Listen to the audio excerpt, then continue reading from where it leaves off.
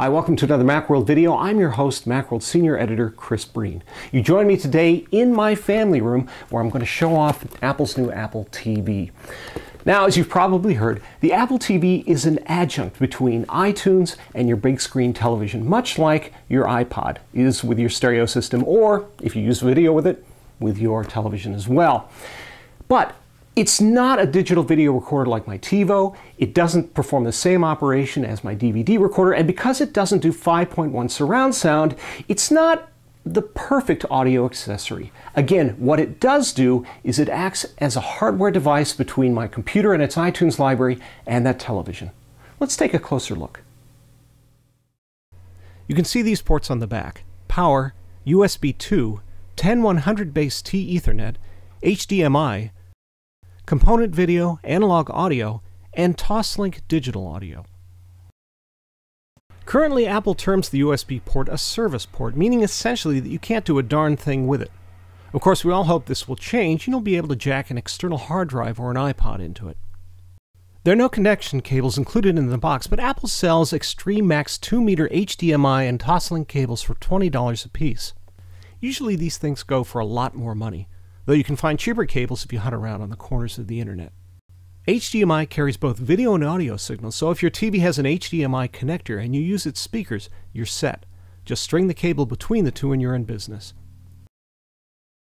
The Apple TV has an internal power supply, so there's no ugly external power brick to get in its way. Just plug in the Apple TV and it starts up. There's no on or off button. After displaying the Apple logo, a startup video, which is pretty cool, and a language screen where you choose your language appear. Then you'll be asked to hook into a network.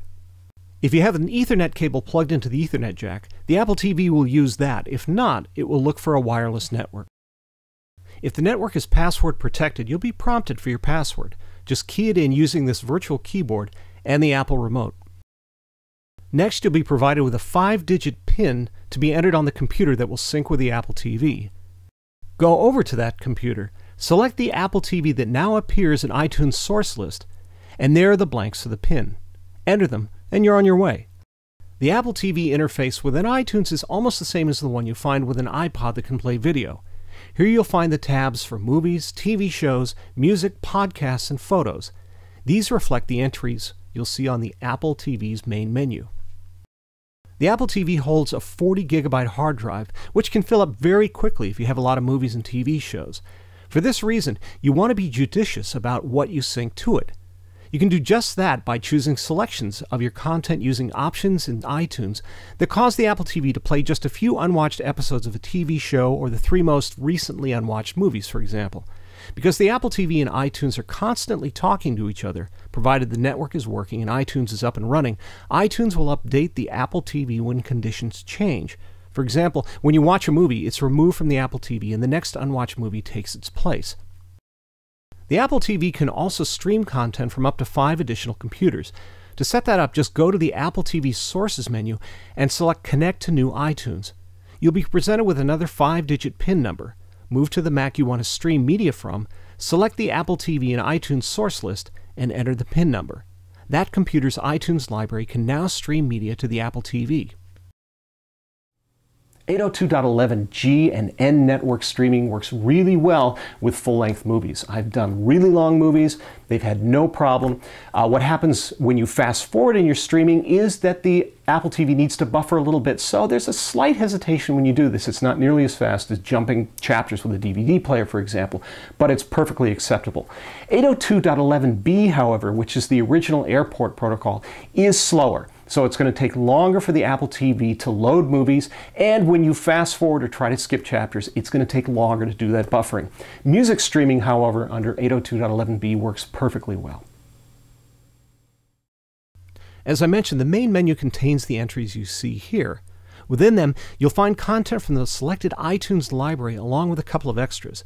Those extras are the media that is streamed across the internet, both movie trailers and previews of movies, TV shows, and music from the iTunes Store. Just select what you want, press the remote's play-pause button, and your media will start playing. Music plays almost immediately, as do movies if they're stored on the Apple TV's hard drive. Stream movies take a little longer to start playing as the Apple TV buffers the content so it doesn't have to pause to load more material. The Apple TV also has a Photos entry. Much like iPhoto, this lets you view slideshows of your pictures. These shots don't do it justice. They really look great in person. And as with the iPod, you can decide what kind of transitions you'd like and how long each picture will display. Speaking of displays, the Apple TV does its best to prevent screen burn-in on your expensive TV by constantly moving elements around.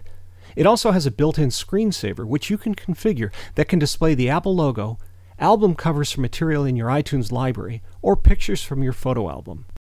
Oh, and it's really smart about picking up where you left off. Just like a good DVD player, the Apple TV will ask you if you'd like to resume playback from where you last stopped or start from the beginning of a movie or TV show. I'm afraid I've run out of time, but you've got the gist. The Apple TV is an easy-to-use device that allows you to move content from your iTunes library on your computers onto your television set. For more details, check out my Apple TV diary, which you'll find on macworld.com. Thanks for joining me.